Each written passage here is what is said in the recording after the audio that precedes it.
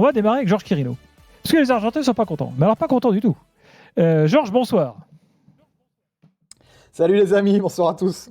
Donc en Argentine, le PSG, c'est le grand méchant, quoi, qui n'a pas compris la star. J'ai bien résumé ? Ouais, bon, vous vous attendiez pas à autre chose, j'imagine. Un peu de lucidité, peut-être. Non, mais après la presse, c'est vrai que ici, il faut pas espérer à ce qu'elle ait une position objective par rapport à Messi. On en a déjà un peu parlé dans l'after.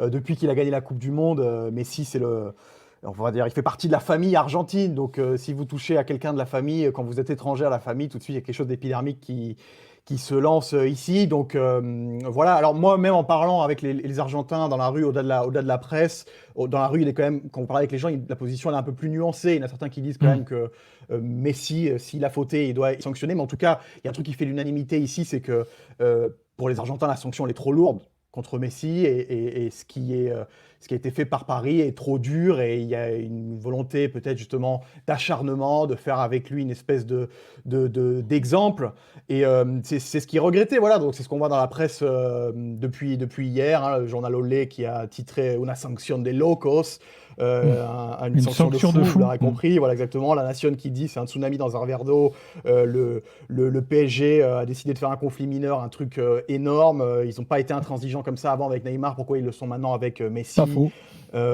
C'est que voilà, il pointe du doigt un peu l'irrationalité de ce club et la volonté de faire passer Messi comme le grand méchant loup. Je pense que c'est ça qui regrette un petit peu ici. Et vous imaginez, tu vas en parler dans quelques instants, Gilbert, que tout ce qui s'est passé aujourd'hui au siège du club, il y a eu des insultes contre Messi de la part de certains supporters, ça n'a pas du tout été bien reçu ici. Donc voilà, je pense que ce qu'on retiendra de cette histoire avec Paris, c'est l'histoire d'un, comme ils disent ici, un desencuentro, c'est-à-dire que les Messi et le PSG ne se sont jamais rencontrés. Personne ne va dire que ça a été une grande réussite, même à niveau sportif, mais les Argentins retiendront que le club, les supporters ont peut-être été trop durs Après la presse argentine, il y en a un qui a écrit l'autre jour que de toute façon Paris c'était une ville de rugby et que ici personne ne comprenait rien au foot. Moi j'ai bien aimé un avis ce soir qui disait Paris ne sera jamais grand comme Messi. Donc pour aller là-dessus. Donc voilà, c'est un peu le sentiment ici ce soir. Et Stéphane, juste pour terminer, en gros ici la version qui circule, qui est peut-être pas une version qui circule beaucoup en France, j'imagine, mais que le clan Messi fait circuler auprès des journalistes argentins auprès de qui ils sont proches, c'est qu'eux disent que Messi avait pris sa décision de quitter le PSG, en tout cas de pas prolonger, avant de partir en Arabie Saoudite.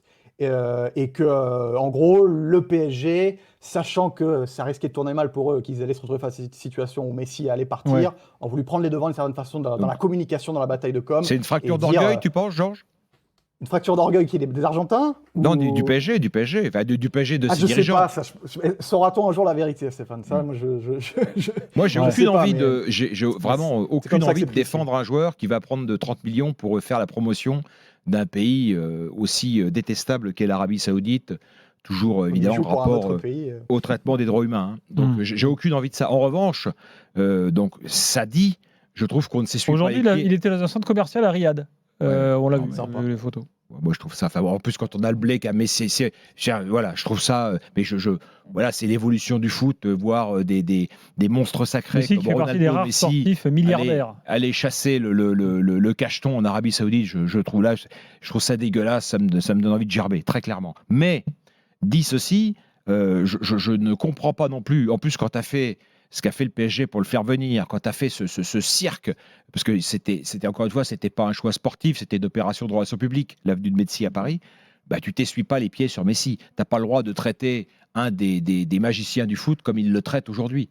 Moi, je trouve ça tout aussi lamentable que ces pérégrinations Alors, Georges, de dollariser en Arabie Saoudite. Il va falloir que tu traduises le podcast de Roten sans flamme à tes confrères argentins, puisque Jérôme Roten a expliqué tout à l'heure que selon les informations qu'il a lui, on va vers un licenciement. T'imagines, voilà, et qui ne jouera plus on en est à parler à un mois de la fin d'une saison de licencier un mythe. D'abord, tu licencies pas Messi, c'est Messi qui te congédie de toute façon. Non, mais moi, après, je pense... alors là, pour le coup, je vais utiliser ma position qui est vraiment avec du recul peut-être par rapport à la France. Je pense que quand même le PSG, l'image du PSG, si en France peut-être que ça va être quelque chose comme, regardez, ça, ils assoient leur autorité au niveau international, ça restera, je pense, comme, regardez, ce club qui a peut-être manqué de respect à Messi. En tout cas, c'est comme ça que ça ou va en être. tout cas, qui n'a pas su le gérer correctement. Ouais, voilà, c'est comme ça que ça va être retenu, en tout cas, évidemment, ici. Non, mais comment le en PSG, qui ne Argentine. repose que sur le Schradetschek, peut aller reprocher à un joueur, quelque part, d'aller cachetonner? C'est totalement ubuesque. C'est l'arroseur arrosé, c'est l'incendiaire incendié. Enfin, c'est grotesque. Georges, merci beaucoup. En tout cas, ici, juste, dernier mot, Gilbert, vas-y. pour compléter avec ce que tu disais sur ce que disait Jérôme, ici, il ne croit pas non plus que Messi rejouera avec le maillot parisien. En tout cas, c'est la tendance des médias.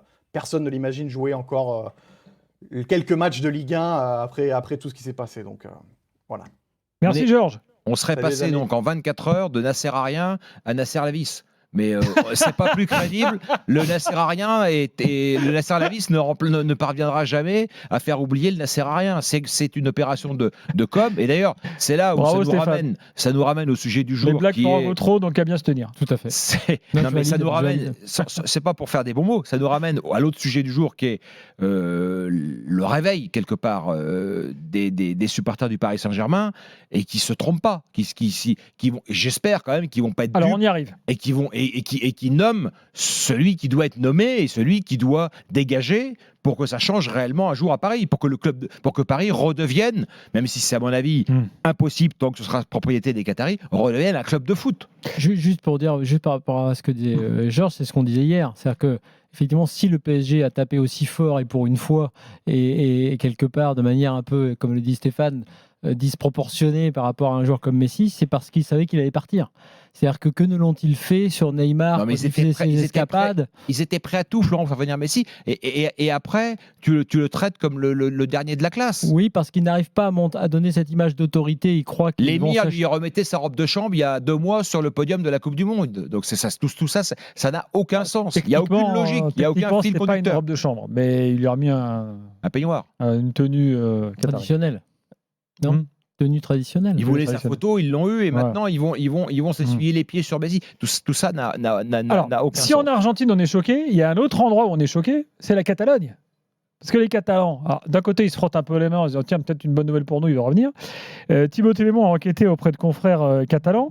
Écoutez ce qu'on dit au Mundo Deportivo. Il dit aussi ici, on voit ça comme un caprice du PSG, puisqu'ils n'ont pas pu le renouveler. Et ben maintenant, ils font passer Messi pour le méchant, disent les Catalans. Est-ce qu'ils vont réellement arriver à nous faire croire, justement, cette fable du Messi mauvais garçon? Voilà, Les Catalans disent il n'aurait jamais fait un truc pareil au Barça. Messi. Ce que disent les journalistes catalans. Mais pour d'autres Qui raisons. ajoute le PSG aurait de la crédibilité Oui, s'il avait fait de même avec les actes d'indiscipline Mais c'est passés ça. comme ceux de Neymar. C'est ce que je dis à l'instant, mais pas que Neymar. À l'époque d'Aurier, Laurent Blanc. Le truc public le plus grave qu'il y a eu dans l'histoire du PSG Qatari, c'est quand même Serge Aurier qui insulte son entraîneur et Nasser El Khelaifi qui va le voir jouer avec la CFA du club. C'est quand même là, ça dépassait l'entendement.